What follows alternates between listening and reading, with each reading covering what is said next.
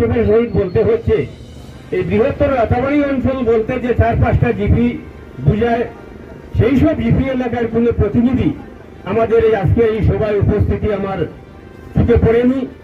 আমি অত্যন্ত আক্ষেপের সাথে বলতে চাই যে আমরা শুধু সরকারি স্কিম আপনাদের কাছ থেকে আশা করিনি, আমাদের যখন যে সমস্যা আসবে সেই সমস্যায় অন্তত পক্ষে আপনারা সামনে এসে আমাদেরকে নেতৃত্ব দিন।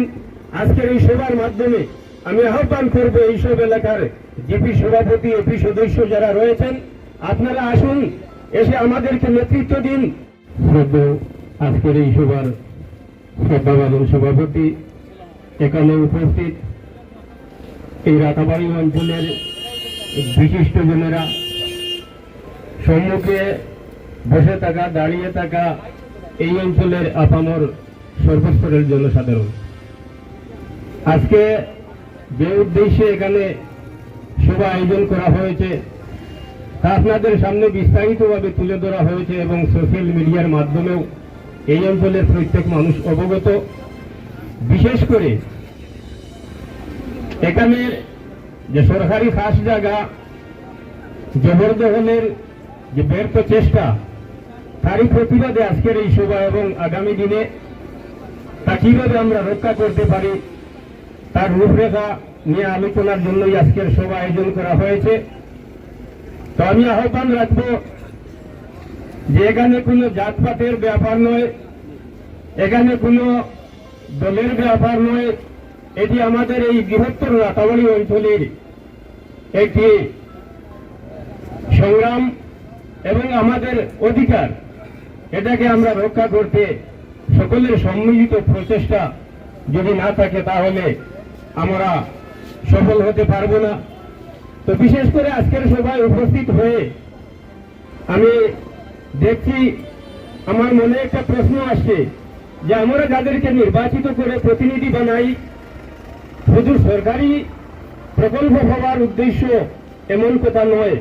আমাদের এই অঞ্চলের বিভিন্ন সমস্যা যখন আসবে সেই সব সমস্যায় যাতে আমরা তাদের পাই, সেই উদ্দেশ্য কিন্তু তাকে আমাদের কিন্তু আজকে অত্যন্ত আক্ষেপের সহিত বলতে হচ্ছে, এই বৃহত্তর রাতাবাড়ি অঞ্চল বলতে যে 4-5টা জিপি বুঝায়, সেই সব জিপি এলাকার কোন প্রতিনিধি আমাদের এই আজকে এই সভায় উপস্থিতি আমার চোখে পড়েনি।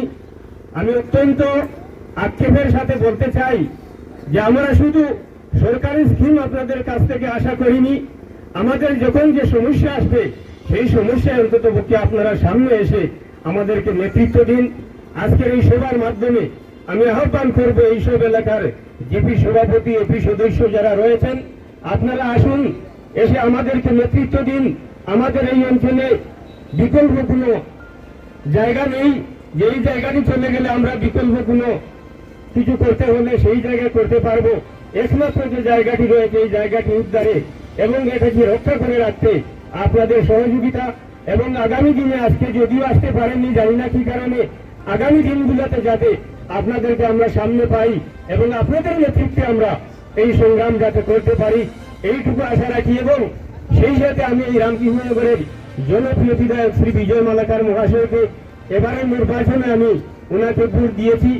সত্যি আমি আশা করব যে এই অঞ্চলের সংখ্যালঘু সম্প্রদায়ের মানুষ ওনার প্রত্যাশা অনুযায়ী নাও হতে পারে, কিন্তু আমরা যা দেখতে পেরেছি বিপুল সংখ্যক ভোট দিয়েছেন এবং ভোট যদি নাও দেন তাহলে এই অঞ্চলের প্রতিনিধি হিসাবে আমরা আশা করব ওনার কাছ থেকে যে আগামী দিনে আমাদের যে আজকের এই সংগ্রাম, এটাকে ওনার মাধ্যমে আমাদের এই সমস্যা যাতে সমাধান হয় এবং ফায়ার ব্রিগেডের জন্য বরাদ্দকৃত যে জায়গা, এই জায়গাটি সংরক্ষিত করার ব্যবস্থা করে দেন, এইটুকু আশাবাদ ব্যক্ত করে আমি আজকের এই সভায় উপস্থিত হওয়ার জন্য সবাইকে আন্তরিক ধন্যবাদ জানিয়ে আমার সংক্ষিপ্ত বক্তব্য এখানে শেষ করছি। ধন্যবাদ।